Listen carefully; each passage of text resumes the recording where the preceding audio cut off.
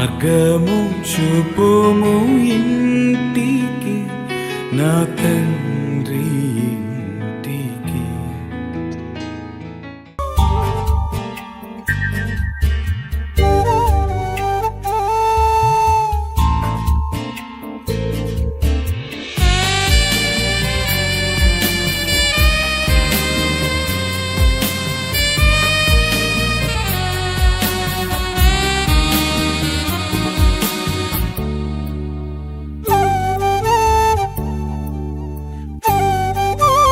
కరుణలేని లోకంలో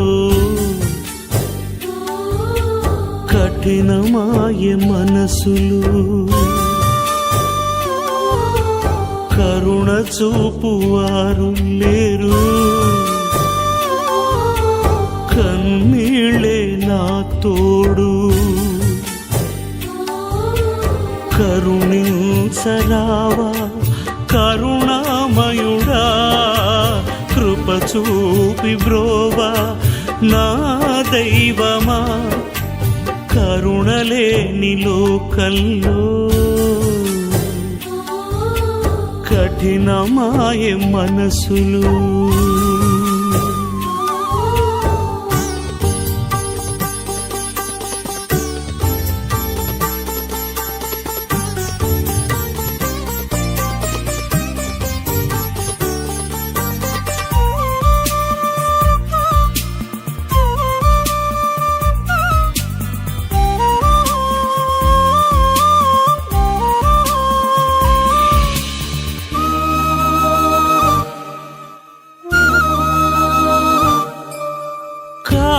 చీకటాయ లోకము,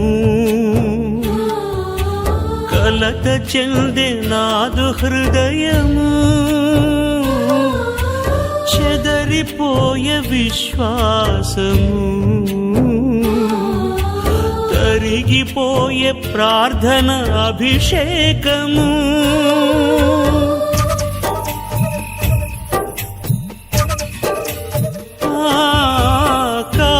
చీకటాయ లోకము, కలత చెందే నాదు హృదయము. చెదరిపోయే విశ్వాసము, తరిగిపోయే ప్రార్థన అభిషేకము. నా ప్రాణానికి ప్రాణమా నా గానమా, నా గానానికి గమనము నీవే సుమా. నా ప్రాణానికి ప్రాణమా నా గానమా, నా గానానికి గమనము నీవే సుమా. కరుణలేని లోకంలో కఠినమాయ మనసులు.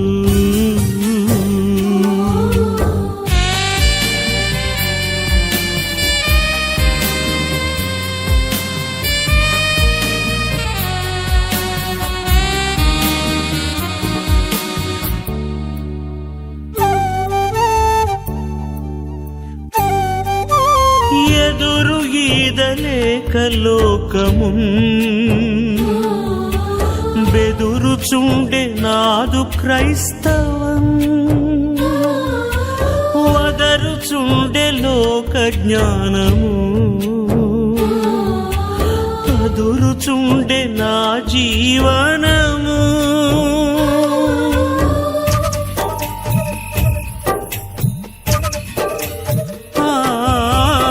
ఎదురు ఈదలేక లోకము, బెదురుచుండే నాదు క్రైస్తవం. వదరుచుండే లోక జ్ఞానము, అదురుచుండే నా జీవనము. నా ప్రాణానికి ప్రాణమా నా గానమా, నా గానానికి గమనము నీవే సుమా. నా ప్రాణానికి ప్రాణమా నా గానమా, నా గానానికి గమనము నీవే సుమా. కరుణలేని లోకంలో కఠినమాయ మనసులు, కరుణ చూపువారు లేరు. కన్నీళ్ళే నా తోడు, కరుణించరావా కరుణామయుడా. కృప చూపి బ్రోవా నా దైవమా. నా ప్రాణానికి ప్రాణమా, నా గానమా. నా గానానికి గమనము నీవే సుమా. కరుణలేని లోకంలో కఠినమాయ మనసులు.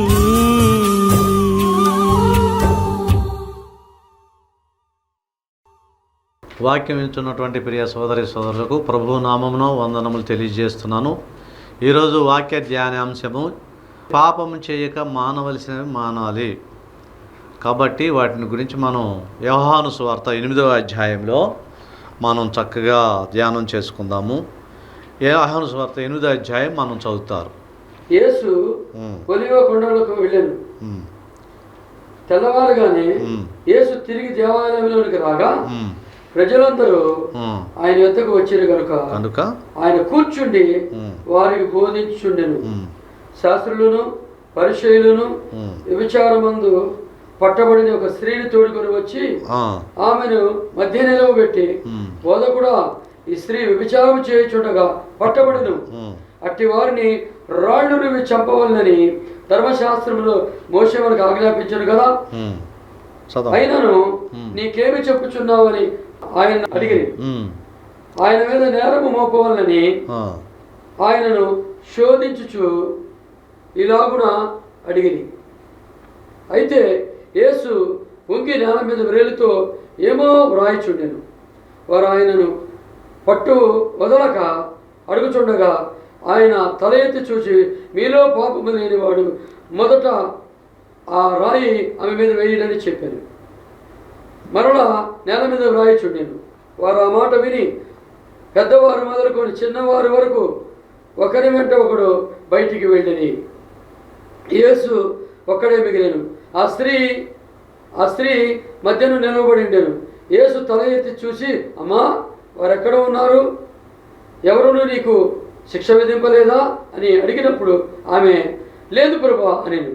అందుకు యేసు, నేనును నీకు శిక్ష విధింపను, నీవు వెళ్ళి ఇక పాపము చేయకుమని ఆమెతో చెప్పాడు. దేవుని వాక్యంలో మనం గమనించినటువంటి పాపాత్మురాలైనటువంటి ఒక స్త్రీని రాళ్లతో కొట్టి అక్కడ కొంతమంది ఆమె మీద నేరారోపణలు చేస్తూ రాళ్లతో కొట్టుకుని యేసు ప్రభు ఒక చోట ఉంటే ఆమెని యేసు ప్రభు దగ్గరికి తీసుకొచ్చారు. యేసు ప్రభుని శోధించాలని వాళ్ళు ఎంతో ప్రయత్నం చేశారు. కానీ ప్రభు అక్కడ ఏం చేశారంటే, ప్రభు దగ్గరికి వచ్చినప్పుడు ఈమె పాపం చేసింది, ధర్మశాస్త్రంలో రాళ్ళ పెట్టి కొట్టాలి కదా, వ్యభిచారం చేసింది, ఈమె రాళ్ళతో కొట్టి మరి చంపాలని ఉంది కదా ప్రభువా, మీరేం సమాధానం చెప్తారంటే, ఆయన కొద్ది నిమిషాలాగి నేల మీద కొన్ని వ్రాతలు రాసినప్పుడు అక్కడున్న వాళ్ళందరూ వెళ్ళిపోయారు. అప్పుడు ఆ స్త్రీ అన్నాడు, ప్రభు, అమ్మ, వారేనంటే వారు వెళ్ళిపోయారని తెలుసుకున్నాడు. వారు నీకు శిక్ష విధింపలేదు కదా, నేను కూడా నీకు శిక్ష విధింపను కాబట్టి నీవు వెళ్ళి ఇక పాపము చేయకుము. ధ్యానాంశం ఏంటంటే, చేయకుండా మానవలసినవి మానాలి. ఆమెతో ఏమన్నాడంటే, పాపము చేయవద్దు. దేవుని బిడ్డలారా, ఈ లోకంలో మరి మనం గమనించినట్లయితే దేవుడు ప్రతి మనిషికి కూడా పాపము చేయవద్దు, అపవిత్రమైన పనులు చేయవద్దు, చెడు పనులు చేయవద్దు, ఎంతో దేవుని వాక్యం మొదటి నుంచి మనకు బోధిస్తూనే ఉంది.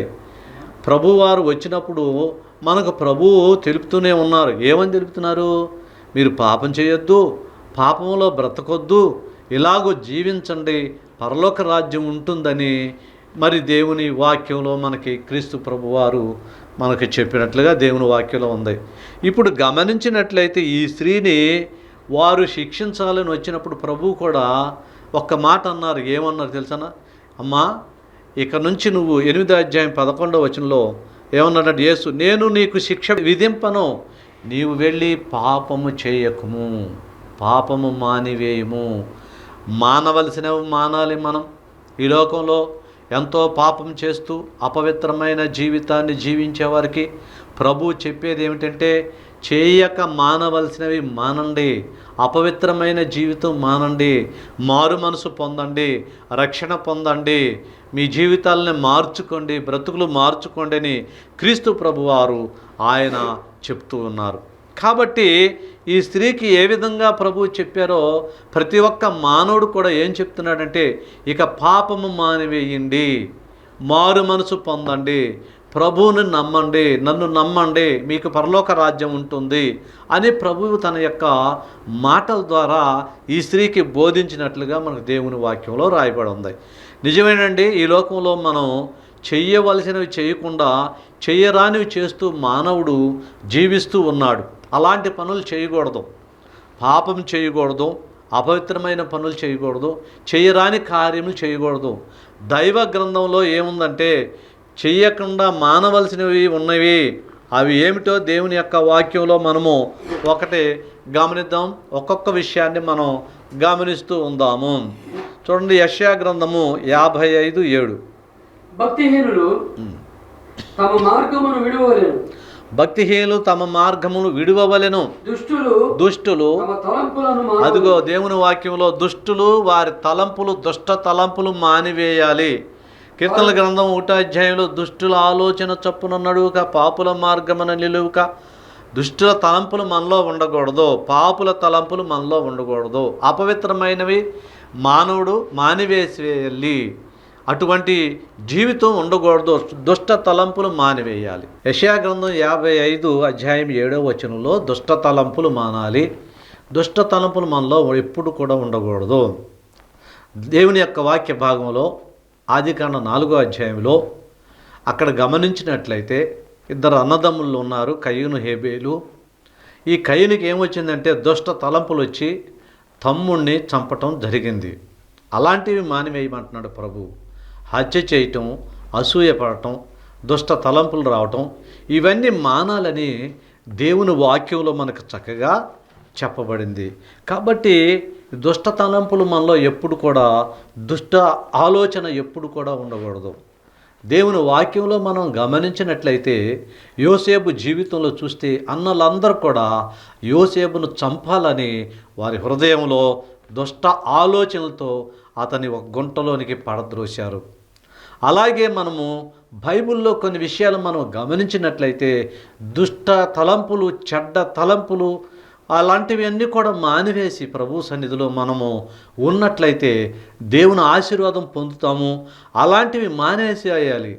మానినట్లయితే దేవుడు మంచి ఆశీర్వాదాలు ఇస్తారు. రెండవదిగా మనం దేవుని యొక్క వాక్య భాగంలో కీర్తనల గ్రంథం 37:27 చదువుతాం. మానవలసింది ఒకటి, దుష్ట తలంపులు మానివేయాలి. రెండవదిగా కీడు చేయటం మాని మేలు చేయము. కీడు చేయటం మానాలి. ఏం చేయాలండి? కీడు చేయటం మాని మేలు చేయాలి. కీడు అప్పుడు నీవు నిత్యము కీడు చేయటం మానివేసి మేలు చేస్తే నిలుస్తాం. కీడు చేయటం మానాలి. ఇందాకేమో దుష్ట తలంపులు మానాలన్నాడు, ఇప్పుడేమో కీడు చేయటం మానాలి. కీడు చేయకూడదు. మనం ఎవరికి కూడా మనకు అపకారం చేసిన ప్రభు దగ్గర వాళ్ళకి మేలే చేయాలి, కానీ కీడు చేయకూడదు. మనం ప్రార్థన చేయాలి ప్రభు దగ్గర.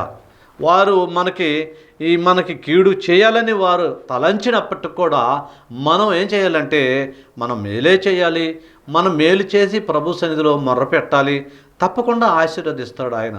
అటువంటి ఆశీర్వాదం పొందాలంటే మనం కీడు చేసిన వాళ్ళకి మనం కీడు చేయకూడదు. అలా చేస్తే మంచిది కాదు. ప్రభు కూడా ఆయన శిలువలో ఉండి ఒక మాట అన్నాడు, తండ్రి వీరేమి చేయుచున్నారో వీరు ఎరుగరు గనుక వీరిని క్షమించుము. కాబట్టి దేవుని సన్నిధిలో క్రీస్తు ప్రభు యొక్క మాదిరి మనం తీసుకుని కీడు చేయకూడదు. ఎవరికి కూడా అపాయం కలిగించే విధంగా ఉండకూడదు. అలాంటివి మానేసేయాలి. మనం అలాంటివి మానేసినప్పుడే దేవుని యొక్క వాక్యంలో మనం గమనించినట్టయితే కీడు చేయుట మానవలెను. దేవుని బిడ్డలారా, కీడు చేయకూడదు. ఎవరికి కూడా మనం కీడు చేసే విధంగా ఎట్టి పరిస్థితుల్లో ఉండకూడదు. కీడు చేయటం మానేసేయాలి.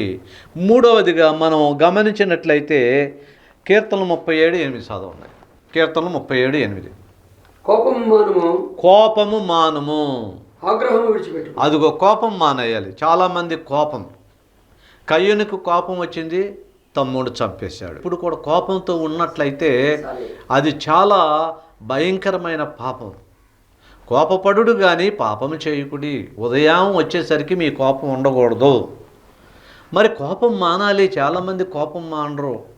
కోపంతో ఏదో చేసేస్తానంటారు. కోపంతో అనేకమైన కీడులు చేస్తారు. మనిషి మీద కోపంతో చాలా భయంకరమైన పాపం చేస్తున్నారు. అటువంటి పాపం చేయకూడదని దేవుడు మనల్ని హెచ్చరిస్తూ ఉన్నాడు. ఎటువంటి పాపం చేస్తున్నారు మీరు? ఎటువంటి దౌర్భాగ్య స్థితిలో ఉన్నాడు మానవుడు? కోపం మానేసేయాలి. కోపం ఉండకూడదు. ఎట్టి పరిస్థితిలో కోపం ఉండకూడదు. దేవుని వాక్యంలో మనకు చక్కగా వివరణ ఇస్తున్నాడు. కోపం ఉండకూడదు. ఆ కోపం వల్లనే మరి ప్రభువు మీద కోపంతోనే ఆ రోజుల్లో శాస్త్రులు, పరిచయులు, యోధా మతంలో ఉన్నటువంటి పెద్దలందరూ కూడా కోపంతోనే ఆయన్ని సిలువకు తీసుకుని వెళ్ళారనే సంగతి గుర్తుపెట్టుకోవాలి. కోపం మానేసేయాలి. ఎటువంటి పరిస్థితుల్లో కూడా కోపం ఉండకూడదు మనకి. ఆ కోపం ఉన్నందువల్లనే అనేక నష్టాలు, ప్రాణ నష్టం జరుగుతుంది. మరి జీవితంలో అనేకం కోల్పోతున్నారు. దేవుని ఒక మాట మనం గమనించాలి. ఆవేశం మనిషికి ఉండకూడదు, ఆలోచన ఉండాలి. ఆలోచనతో ఏ పనైనా మనం చేయాలి, కానీ ఆవేశంతో చేస్తే కీడే జరుగుతుంది. ఆవేశంతో చేస్తే మనము కొన్ని దేవుని యొక్క వరాలు కోల్పోతాము. అలాంటి పని ఎందుకు చేయాలి? మనం ఆలోచించాలి. మనం చక్కగా జాగ్రత్తగా ఉండాలి. దేవుని సన్నిధిలో కోపం అనేది ఎట్టి పరిస్థితుల్లో మనం ఉండకూడదు. కోపపడే విషయంలో మనం జాగ్రత్త. యేసుక్రీస్తు ప్రభువు వారు కూడా ఒక్కసారి కోపం వచ్చింది. దేవాలయంలో వ్యాపారం చేస్తున్నటువంటి శాస్త్రులు, పరిచయులు, వీళ్ళు పెద్దలు వాళ్ళందరూ కూడా మరి వాళ్ళ వ్యాపారానికి స్థలాలు ఇస్తే అక్కడ వ్యాపారం చేస్తూ ఉంటే వారిని చూసి క్రీస్తు ప్రభు అన్నారు. ఏమన్నారు తెలుసండి? నా దేవుని యొక్క ఆలయాన్ని దొంగల గుహగా చేస్తున్నారు మీరు. అలా చేయటానికి వీల్లేదు. అలా చెయ్యొద్దు మీరు అని చెప్పి ఒక్కసారి కోపపడ్డాడు ఆయన. కాబట్టి కోపపడ్డాడు దేవుడు.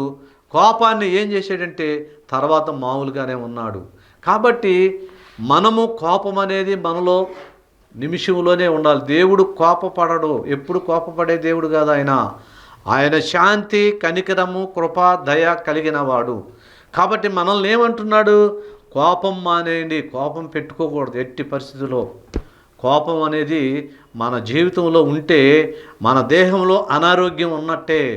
కాబట్టి మనం గమనించినట్లయితే కోపాన్ని ఎట్టి పరిస్థితుల్లో మనం ఉంచుకోకూడదనేది, అది మానివేయాలి. మానివేస్తే మనకు మంచిదని దేవుని యొక్క వాక్యంలో మనం గమనించినట్లుగా చూస్తున్నాం. ఇంకొక మాట మనం చదువుదాం. చూడండి, ఫిలిప్పీలకు రాసినటువంటి 2వ పత్రిక 14వ వచనం కూడా మనం చదువుదాం. ఫిలిప్పీలకు రాసిన పత్రిక 2వ అధ్యాయం 14వ వచనం.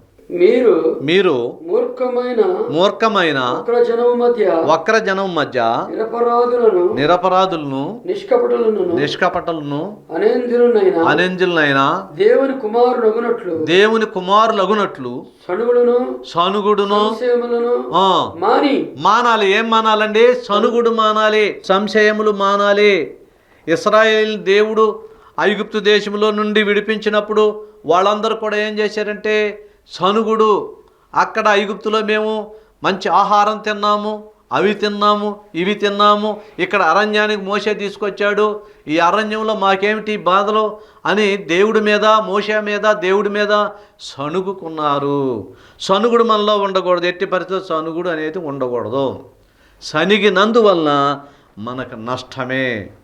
సనిగినందువలన ఇశ్రాయేలీలు వారికి వచ్చే ఆశీర్వాదాన్ని కోల్పోయారు. వారికి వచ్చేటువంటి దీవెనలు కోల్పోయారు. చాలామంది సంఘాల్లో సనుగుడు ఉంటుంది. క్రీస్తు సంఘములో సనుగుడు ఉండకూడదు.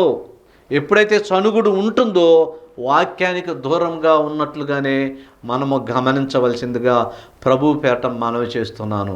సనుగుడు మానాలి, సంశయం మానాలి. ఇలాంటివన్నీ కూడా మనం ఎప్పుడైతే మానతాడో మానవుడు, దేవుడు ఆశీర్వదిస్తాడని దేవుని వాక్యంలో స్పష్టంగా తెలుస్తుంది. సనుగుడు మానండి, సంశయములు మానండి. మానినందువలన మీకు దేవుని యొక్క ఆశీర్వాదం ఉంటుందనే సత్యాన్ని వాక్యం ద్వారా మనం తెలుసుకుంటున్నాం.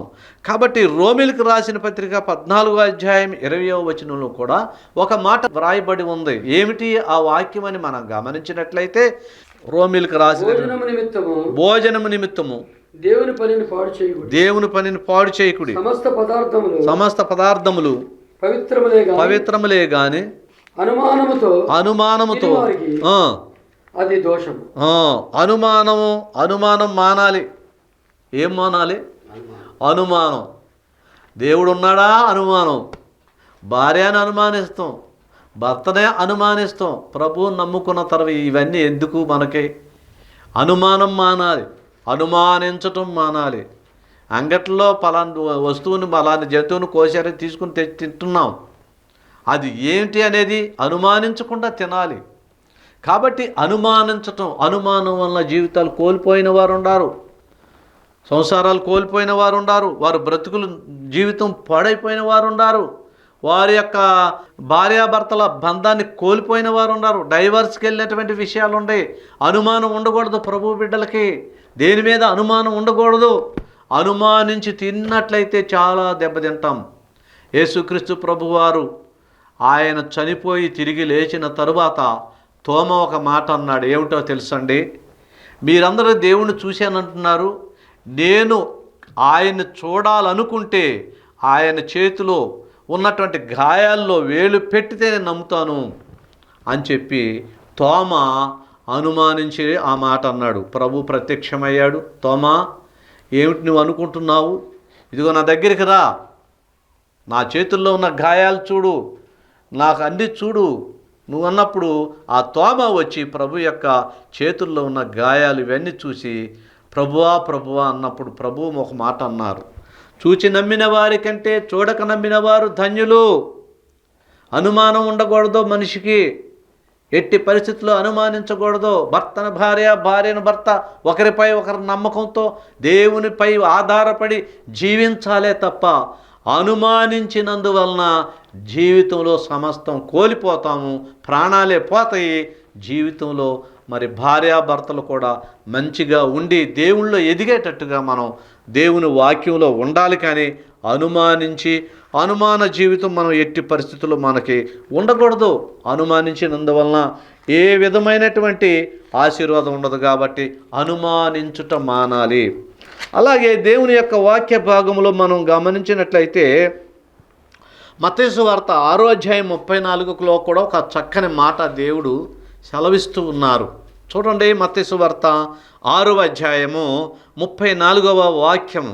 రేపటిని గూర్చి చింతింపకుడి. ఏమన్నాడండి? రేపటిని గూర్చి చింతింపకుడి. చింతించటం మానాలి. ఏం మానాలండి? చింతించడం. ఉద్యోగం రాలేదని చింతించకూడదు, అనారోగ్యంగా ఉందని చింతించకూడదు, కష్టాలు వచ్చినాయని చింతించకూడదు, ఇంకా బిడ్డల మాట వింటలేదని చింతించకూడదు. చింతించటం కాదు కావాల్సింది, ప్రభు సన్నిధిలో ఉండి ఆయన పాదాలు పట్టుకుని ప్రార్థన చేస్తే అది మంచిది.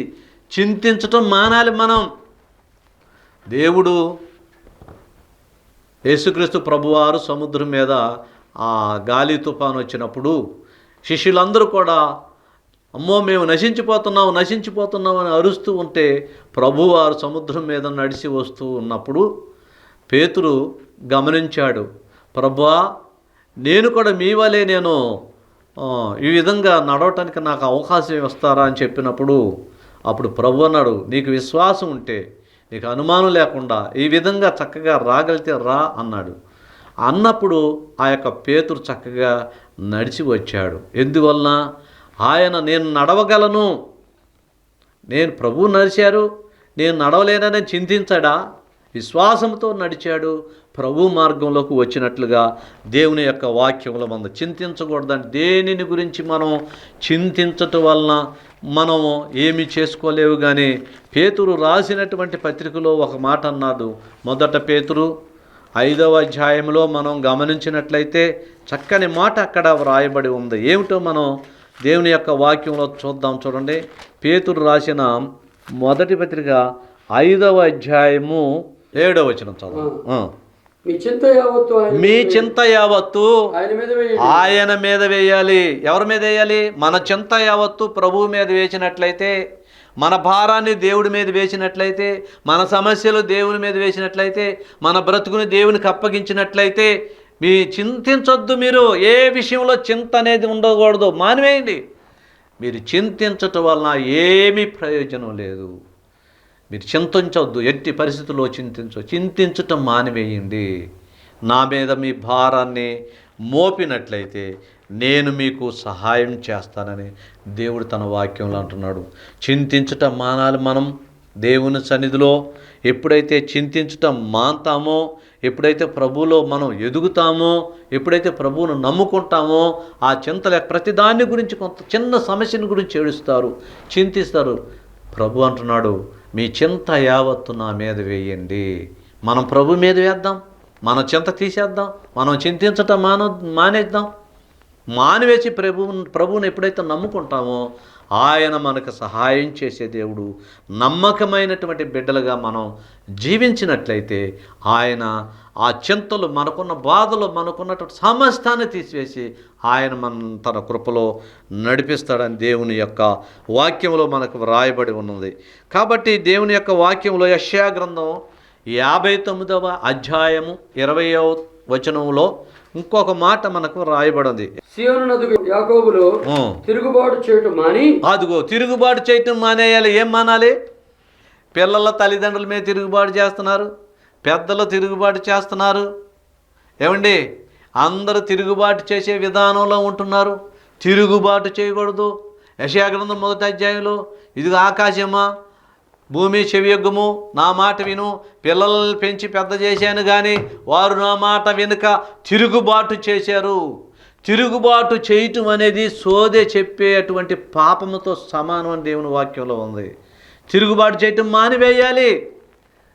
తిరుగుబాటు నాకు ఎదురు లేదు, ఎవరు లేరు నాకు, ఆయన తిరుగుబాటు చేస్తాం కాదు, దౌర్జన్యంగా ప్రవర్తించడం కాదు, రౌడీజంగా ప్రవర్తించడం కాదు, అవన్నీ మానేసేయాలి. తిరుగుబాటు చేయటం సోదె చెప్పుడు అను పాపముతో సమానం. కాబట్టి తిరుగుబాటు మానివేసేయాలి ప్రభు సన్నిధిలో. ప్రియమైనటువంటి సహోదరులారా, తిరుగుబాటు ఎవరి మీద చేస్తున్నావు? నాకు ఎదురు లేదని తల్లిదండ్రుల మీద, పెద్దల మీద, సంఘం మీద, అందరి మీద, ఎవరు పడితే వారి మీద నువ్వు తిరుగుబాటు చేసే బిడ్డగా ఎలాగూ ఉన్నావు, ఏ విధంగా ఉన్నావో ఒక్కసారి ఆలోచించేసి తిరుగుబాటు చేయటం మానివేయాలని ఉంది. ఇంకొక మాట మనం చూద్దాం.